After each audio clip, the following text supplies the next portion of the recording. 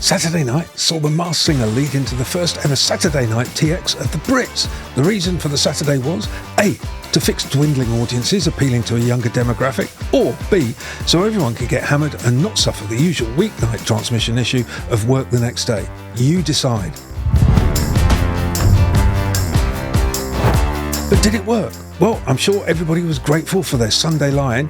As for appealing to a younger audience, news for you, they don't watch TV anymore. So was it any good this year? My favourite review was in the Telegraph, which I don't read, from Michael Hogan, and he said, attempts to make the Brit Awards relevant again fell foul. Following the Masked Singer in ITV schedules, it was upstaged by a former Bon Jovi member in a potato costume. Here's my thing. Look, I get it. He was American, not particularly down with the kids, but Burt Bacharach is considered the father of modern pop, and yet the Brits couldn't muster one shout-out in celebration of his life.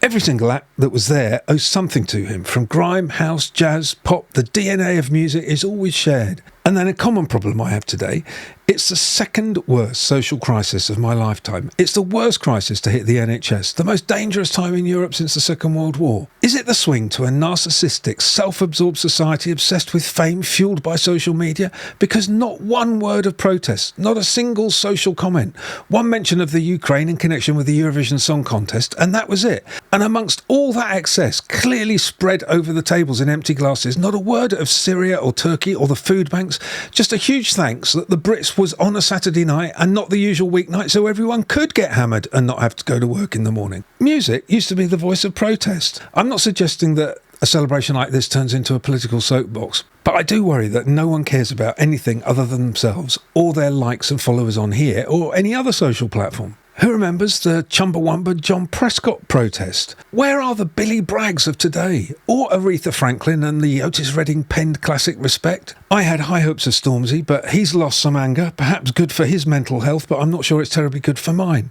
Even Diversity can manage one of the most complained about performances of all time on Got Talent with their Black Lives Matter dance. What have the Brits got? A young woman mullering one of the most iconic moments at the Brits ever in Alex Turner's acceptance speech at the 2014 ceremony. There were two standout performances, I do admit. I enjoyed Lizzo and I thought Sam Smith was brilliant. Otherwise, it was all rather bland. Who'd have thought it for rock and roll? Bland. As for the links, I have no words. Lurking behind tables full of embarrassed celebrities who's saying, "Don't talk to me," with their eyes. Just awful. And let's erase that comment made to Ellie Goulding about what she was wearing. If you think these are the complaints of a 63-year-old with grey hair and 60 teeth, my girls felt the same. If anybody wants to debate the awfulness or question the critique, let's continue in the comments. I'll happily chat to you. I'll leave you with this image and one word: sweat. If you want to hear more about the inside workings of television, or maybe you're looking at a career in television, there's some more videos, and all you have to do is subscribe to my YouTube channel and you can get all of that right here, right now.